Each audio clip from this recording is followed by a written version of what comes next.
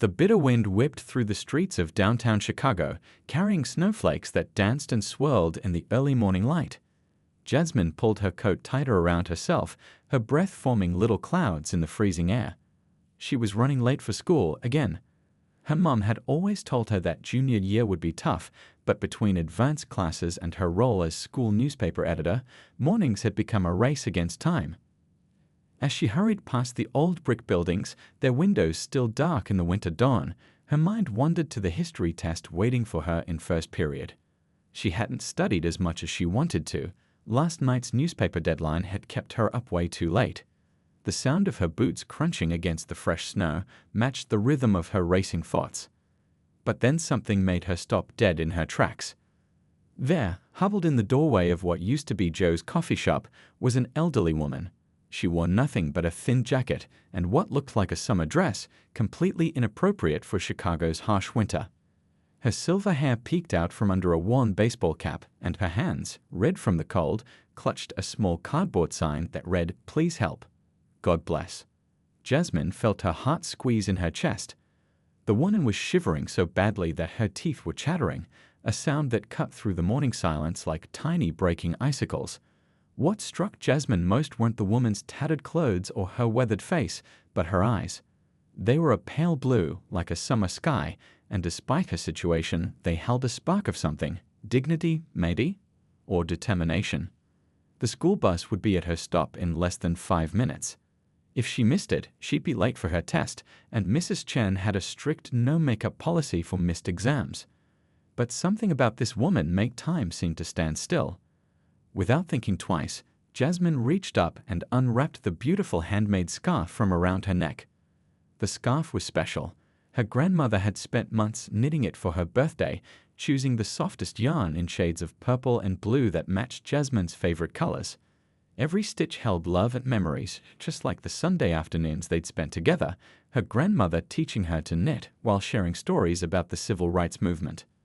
As Jasmine approached the woman, she noticed how the older lady tensed up slightly, probably used to people either ignoring her or worse. "Hi," Jasmine said softly, her voice gentle like she was approaching a scared animal. "I thought you might need this more than me today." The woman looked up, surprise flickering across her face. For a moment, neither of them moved. Then, slowly, like ice melting in spring, the woman's expression changed. Her eyes welled up with tears that froze almost instantly on her cheeks. I can't take your scarf, dear. You'll be cold," the woman whispered, her voice hoarse but carrying an unexpected hint of refinement. "I have another one at home," Jasmine lied, already wrapping the scarf around the woman's thin shoulders. The purple and blue yarn looked beautiful against the morning snow. "I'm Jasmine, by the way." "Margaret," the woman responded, touching the scarf with trembling fingers as if it were made of precious silk instead of simple yarn. "Margaret Thompson." Thank you."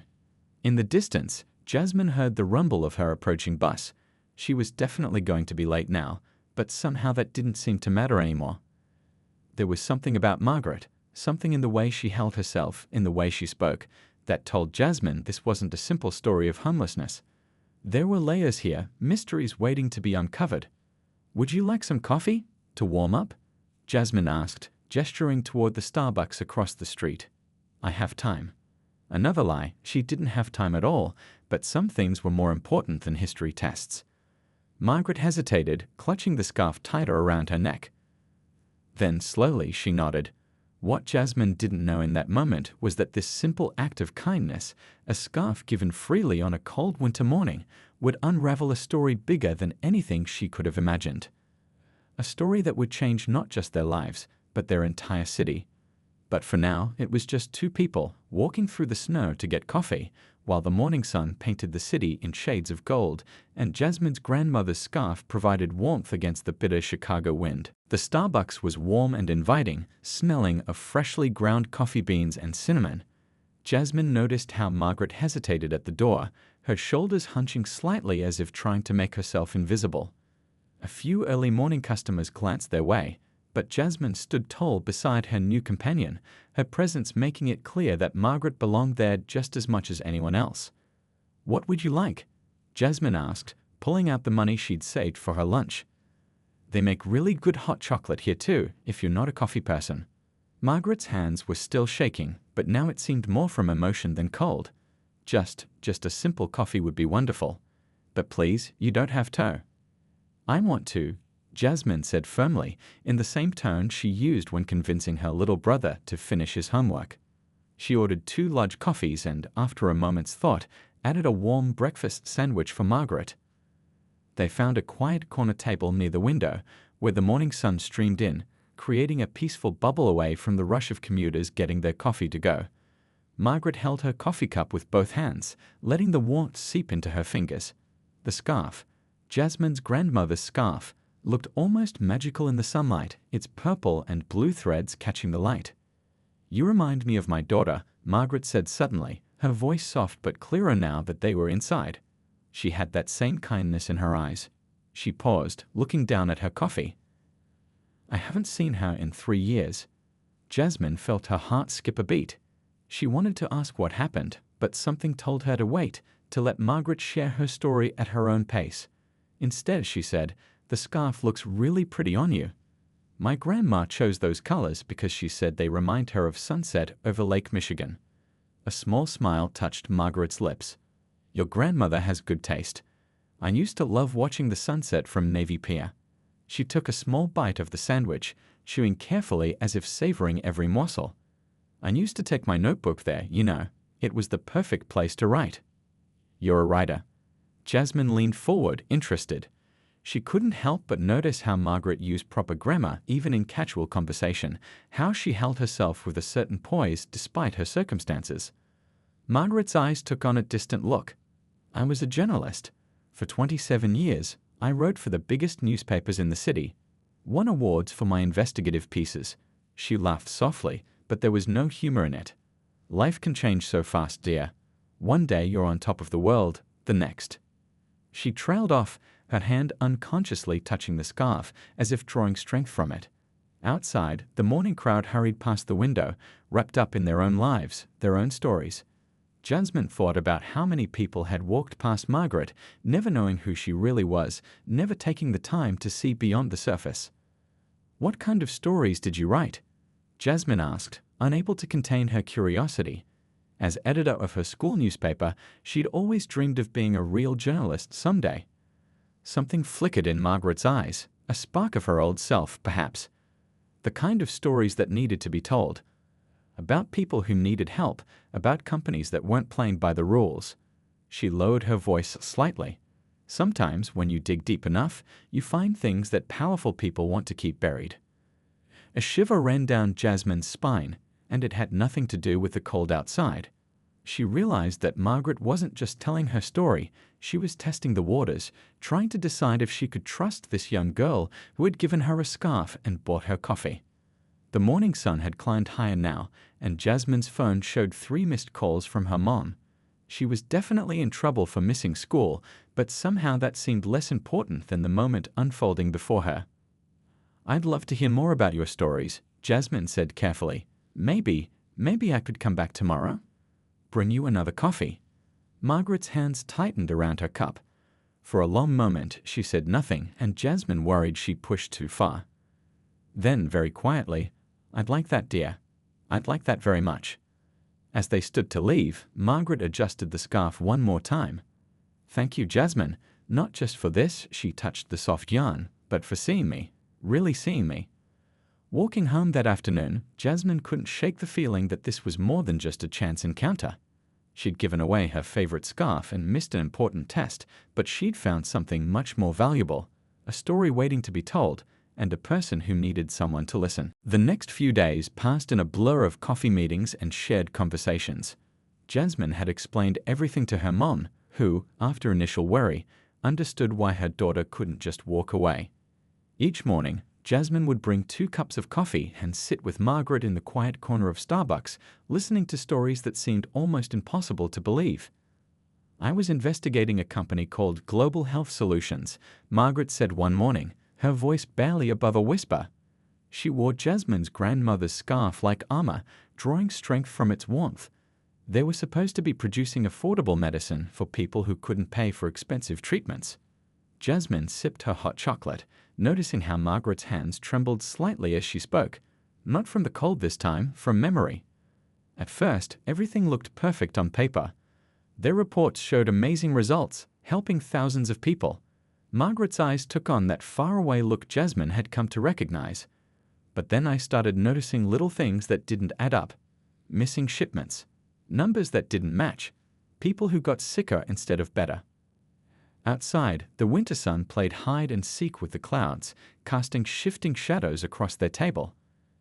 A businessman in an expensive suit walked past, talking loudly on his phone about quarterly reports and profit margins. Margaret watched him pass, a sad smile on her face. I spent months digging deeper. Started talking to warehouse workers, lab technicians, anyone who might know what was really going on. She paused, taking a small sip of coffee. Turned out they weren't just cutting corners. They were deliberately selling fake medicine, watered-down treatments that did nothing but give people false hope while they got sicker. Jasmine felt her stomach twist. But that's horrible. People could die from that. People did die, Margaret said quietly. I found death certificates, grieving families, all linked back to these fake treatments. But every time I got close to proving it, documents would disappear. People would refuse to talk to me, saying they'd been threatened. A young mom with 2 kids came into the coffee shop, the little ones laughing and pointing at the pastry display. Margaret watched them with gentle eyes before continuing. I had almost everything I needed: documents, testimonies, proof of money being moved to offshore accounts. I was so careful, kept everything in different places. Her voice caught slightly. But they were more careful. One night, I came home to find my apartment ransacked.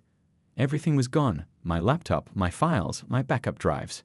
Even my old photography albums, pictures of my daughter growing up. They took it all. Jasmine reached across the table, gently touching Margaret's hand. The older woman gave her a grateful smile. I tried going to other newspapers, but suddenly no one would hire me. My bank account was frozen. Strange men started following me. They wanted to make sure I knew what would happen if I kept pushing. Margaret straightened her shoulders, that familiar spark of determination flickering in her eyes. So I disappeared. Figured they couldn't threaten what they couldn't find. But that's not right. Jasmine felt anger bubbling up inside her. There must be someone who can help. The police or... The company has friends in high places, dear. Very high places. Margaret leaned forward. But they made one mistake. They thought taking my possessions meant taking my memory. They didn't realize I have every document, every name, every transaction stored up here. She tapped her temple with a thin finger. The morning light caught the threads of Jasmine's grandmother's scarf, making them shimmer. Margaret touched it gently. You know what's funny? For 3 years, I've been invisible. People walked past me like I wasn't even there. I started to believe maybe I really had disappeared. But then you stopped. You saw me, and for the first time in years, I remembered who I really am. Jasmine felt goosebumps rise on her arms. She thought about her school newspaper, about the computer lab with its privacy screens, about her best friend whose mom worked at the public library's digital archive. What if, she said slowly, what if we found a way to tell your story? Not through regular newspapers, but somewhere they couldn't just make it disappear. Margaret's eyes widened slightly. They're powerful people, Jasmine. I couldn't ask you to put yourself at risk. You're not asking. I'm offering. Jasmine sat up straighter. Besides, I've got something they don't. What's that? Jasmine smiled, thinking about her grandmother's stories of standing up for what's right, no matter the cost. I've got nothing they can take away, and more importantly, I've got you. A journalist who knows exactly what evidence we need to make people listen. Margaret touched the scarf again, and this time, when she smiled, it reached her eyes. You know what, dear? You might just be right about that. The school library was quiet after hours, just the way Jasmine liked it. She'd convinced Mrs. Rodriguez, the librarian, to let her stay late, claiming she needed to work on the school newspaper. It wasn't exactly a lie. She was doing journalism, just not the kind Mrs. Rodriguez probably imagined. Margaret sat beside her at the computer, still wearing the purple and blue scarf, her fingers hovering over the keyboard like she was remembering an old dance. It feels strange, she whispered, being back in front of a computer after so long. Take your time, Jasmine said, watching as Margaret slowly began typing. They'd been meeting like this for a week now, carefully documenting everything Margaret could remember about global health solutions. The library's old computers weren't fancy, but they were clean, no way to trace what they were doing. The warehouse was on South Archer Avenue, Margaret murmured, her typing becoming more confident. I interviewed a night watchman there. He told me about trucks coming at odd hours, unmarked boxes being moved. Her fingers flew across the keyboard now, muscle memory taking over. He disappeared 2 days later, said his family had been threatened. Jasmine nodded, taking notes in her reporter's notebook. Her friend Lily, whose mom worked at the public library, had been helping them access old newspaper archives. Sure enough, they'd found Margaret's bylines, dozens of award-winning investigative pieces from the past decades. Look at this, Jasmine said, pulling up a webpage. I found some online support groups for people who used global health's treatments. They're still out there, still trying to warn others. She paused, watching Margaret's reaction. They just need proof to back up what they already know is true. Margaret leaned closer to the screen, her eyes scanning the stories of people who'd lost loved ones to fake medications. All these families, they deserve to know what really happened. She straightened her shoulders. We need to be thorough, Jasmine. When we release this story, we need to make it bulletproof. They worked steadily through the afternoon. Jasmine showed Margaret how to use secure email accounts, how to save documents in encrypted folders. In return, Margaret taught her about fact-checking, about building a story that no one could tear down. Remember, Margaret said, pointing to a paragraph they'd written, always follow the money. That's where they get sloppy. They can hide shipments, they can threaten people, but money always leaves a trail. The winter sun was setting outside, painting the library windows in shades of orange and pink. Jasmine's phone buzzed, her mom checking where she was. She typed a quick reply, promising to be home for dinner.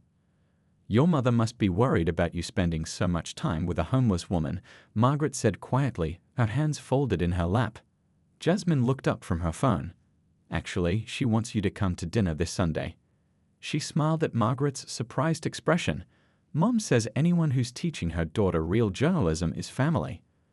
Margaret's eyes welled up with tears, but she blinked them away quickly. We should focus on the work, she said, but her voice was thick with emotion. As they packed up for the day, Jasmine noticed how different Margaret looked now compared to 2 weeks ago. She still wore the same worn clothes, but she held herself differently, like the journalist she truly was, not the invisible person society had tried to make her become. Oh, Jasmine remembered something, digging in her backpack. I brought you this. She pulled out an old student press badge. My friend in the photography club helped me make it. It's not official or anything, but... Margaret held the badge like it was made of gold. Special contributor, Margaret Thompson, it read, with a recent photo they'd taken at the coffee shop. Her hands trembled slightly as she pinned it to her jacket, right next to the purple and blue scarf. Tomorrow, Margaret said, her voice stronger than Jasmine had ever heard it, we should look into their tax records. Public companies have to file reports, and I remember some numbers that didn't add up. Jasmine nodded, already planning how they could access the documents. As they walked out of the library, the security guard gave them a friendly wave. He'd gotten used to seeing the odd pair working late. You know, Margaret said as they parted ways, when I was your age, my journalism teacher told me something I never forgot. She said, the truth doesn't need to be defended, it just needs to be uncovered. Jasmine smiled, thinking about all the layers they were peeling back, all the truth waiting to be uncovered. Well then, she said, let's keep digging. What neither of them noticed was the dark car parked across the street, or the man inside it taking pictures of them leaving the library. The truth was about to become very dangerous indeed. The school computer lab hummed with energy as Jasmine and her friend Lily put the finishing touches on their digital presentation. 3 weeks of careful work had led to this moment. Margaret sat nearby, wearing her press badge proudly, reviewing their evidence one last time. Are we sure about this? Lily asked, her fingers hovering over the keyboard.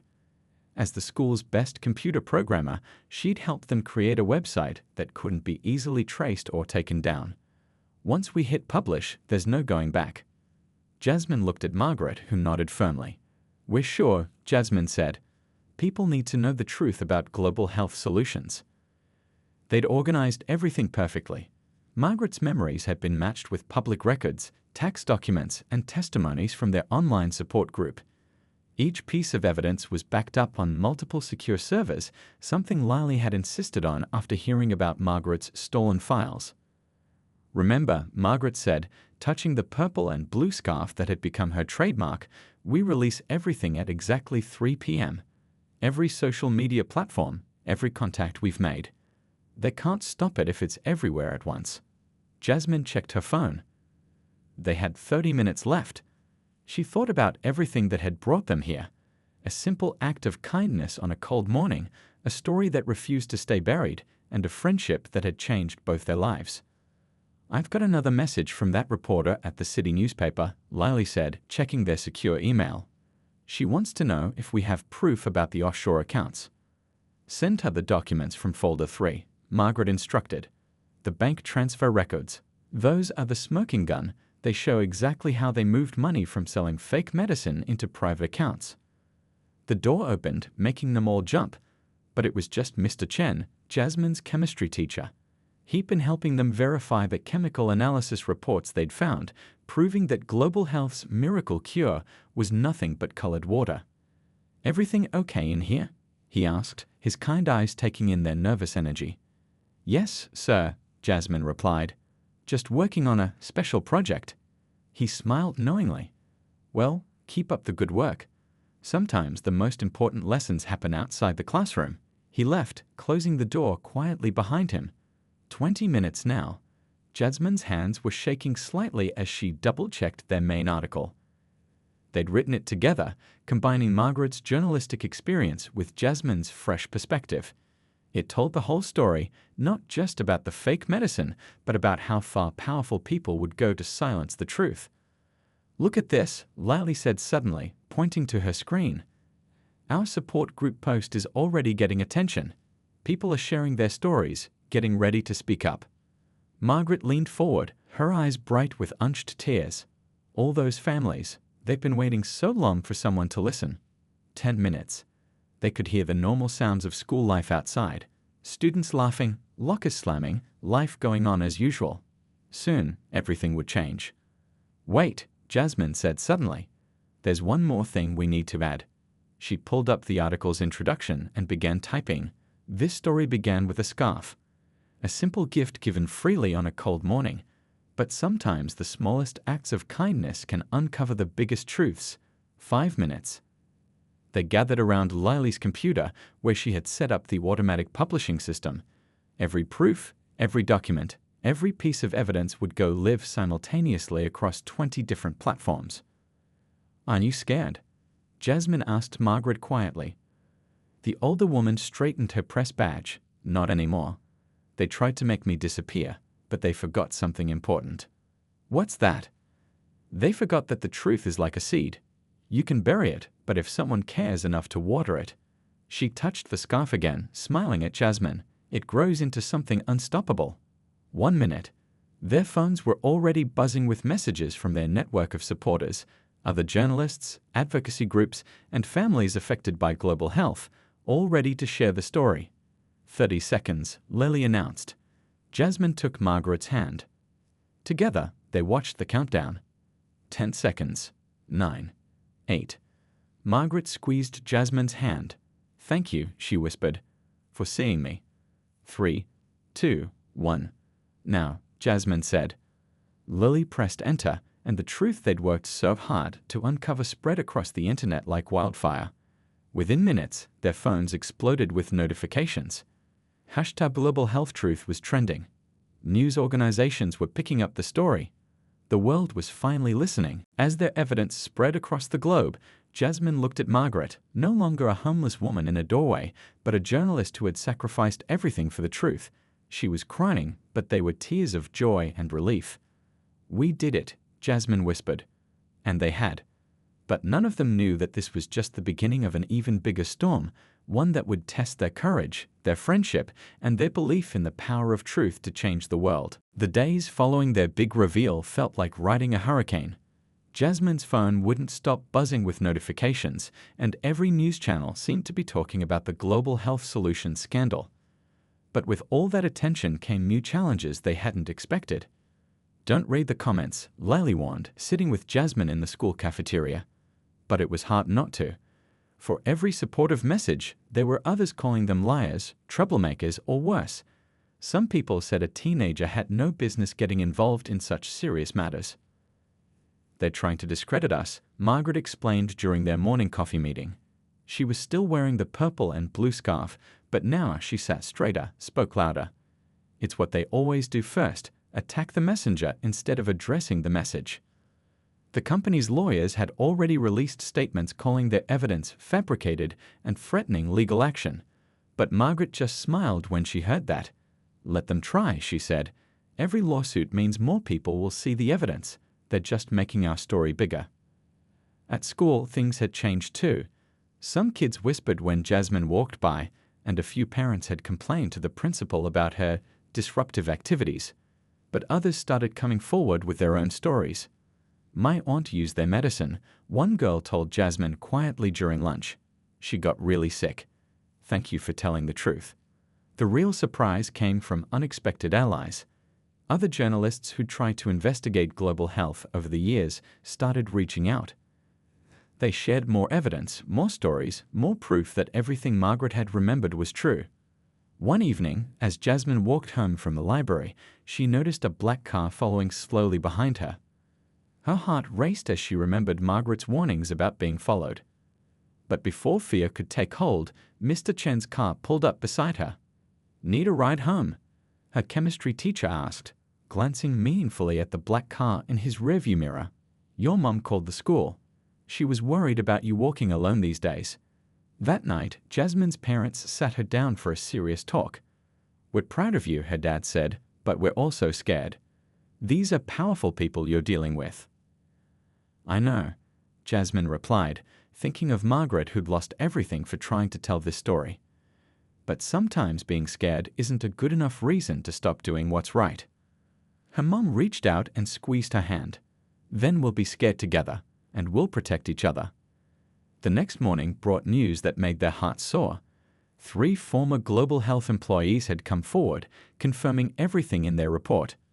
They'd been silenced before by threats and bribes, but seeing 2 brave women stand up had given them courage. "It's like dominoes," Margaret said, watching the news coverage on the library computer. "Once one person stands up, others find their courage too." But not everyone was happy about their courage. Walking to their usual coffee shop, they found graffiti sprayed across the window, "Mind your own business." The shop owner, instead of being angry, painted over it with bright colors and hung a sign saying "Truth tellers welcome here." The biggest test came when a famous TV news show invited them to tell their story. Jasmine was nervous. She'd never been on television before. But Margaret helped her prepare, teaching her how to stay calm and stick to the facts. "Remember," Margaret said, adjusting Jasmine's collar before the interview, "they'll try to make this about us. The homeless woman and the teenage girl. Don't let them. Keep bringing it back to the people who were hurt, the families who lost loved ones. This isn't our story, we're just the ones telling it." The interview was tough. The host asked pointed questions about Margaret's credibility, about Jasmine's age and experience. But they were ready. When he suggested they might be confused or mistaken, Jasmine pulled out her phone and played a recording of a former global health scientist admitting to falsifying test results. "We're not confused," she said firmly. "We're just finally telling the truth that everyone knew but no one could prove." That evening, sitting in Jasmine's living room with her family, Margaret watched their interview air on TV. The purple and blue scarf caught the light as she leaned forward, listening to their words reach millions of people. "You know what's funny?" she said softly. 3 weeks ago, I thought I was invisible. I thought my voice had been silenced forever." She touched the scarf gently. "Then a young girl saw me, really saw me, and now the whole world is listening." Jasmine's little brother, who'd been quiet all evening, suddenly spoke up. "Are the bad guys going to jail?" Margaret and Jasmine exchanged looks. They knew the fight was far from over. There would be more threats, more attempts to discredit them, more battles ahead. But something had changed. The truth was out there now, growing stronger every day, and no amount of money or power could make it disappear again. Sometimes, Jasmine answered carefully, doing the right thing isn't about winning or losing. It's about standing up and saying this is wrong even when you're scared. It's about helping others find their courage to stand up too. 6 months had passed since that cold winter morning when a purple and blue scarf changed 2 lives forever. The spring sun warmed the windows of the newly opened Truth Tellers Foundation, where that same scarf now hung framed on the wall, a reminder that the smallest act of kindness could spark the biggest changes. Margaret stood at the podium, looking nothing like the woman who had once huddled in a doorway. She wore a crisp blue suit, her silver hair neatly styled, but around her neck was a new scarf.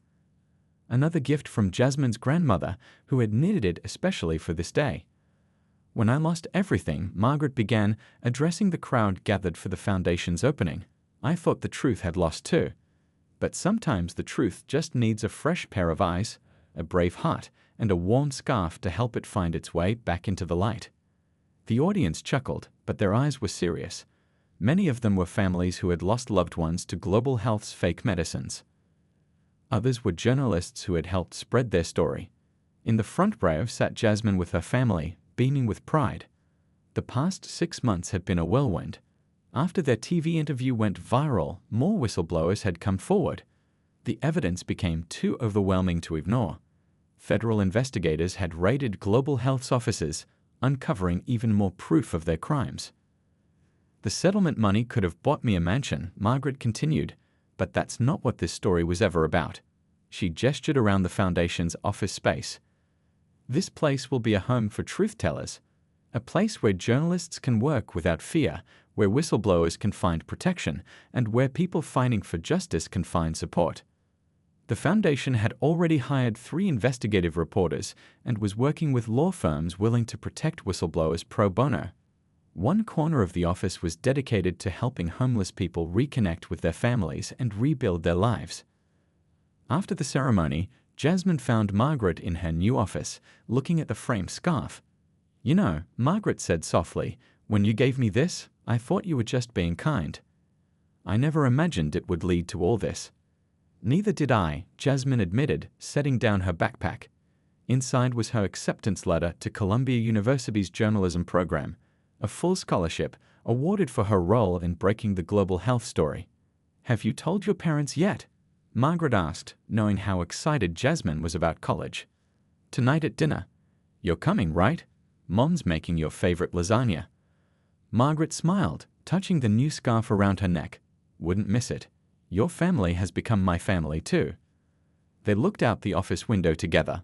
Below in the Foundation's courtyard, a group of journalism students was attending a workshop on investigative reporting. Among them was Lily, who had discovered her own passion for uncovering the truth. "Oh, I almost forgot." Jasmine pulled something from her backpack, a copy of their story, now published as a book. First printed copy. The publisher said pre-orders are through the roof. Margaret took the book with trembling hands. On the cover was a simple image, a purple and blue scarf against a stark white background. The title read, "The Warmth of Truth, How 2 Unlikely Friends Exposed a $1 billion Scandal." "We're donating all the proceeds to the Foundation," Jasmine explained, "to help other people find their voice." A knock at the door interrupted them. It was Mr. Chen, who had become one of the Foundation's board members. "Sorry to interrupt, but the support group is here for their meeting. They'd love to thank you both in person." As they walked to the meeting room, they passed the wall of truth tellers, photos of journalists, whistleblowers, and activists who had risked everything to expose wrongdoing. Among them was a photo of Margaret from her early reporting days, and beside it, a recent picture of her and Jasmine at the TV interview. "Sometimes I wonder," Jasmine said, pausing at the photos, "what would have happened if I had just walked past you that morning?" Margaret adjusted her scarf, the new one, knitted with threads of green and gold. "But you didn't walk past. You stopped. You saw me, and that's the real story here." She put her arm around Jasmine's shoulders. Sometimes the biggest changes in the world start with the smallest moments of human kindness. In the meeting room, people were sharing their stories of loss, healing, and hope.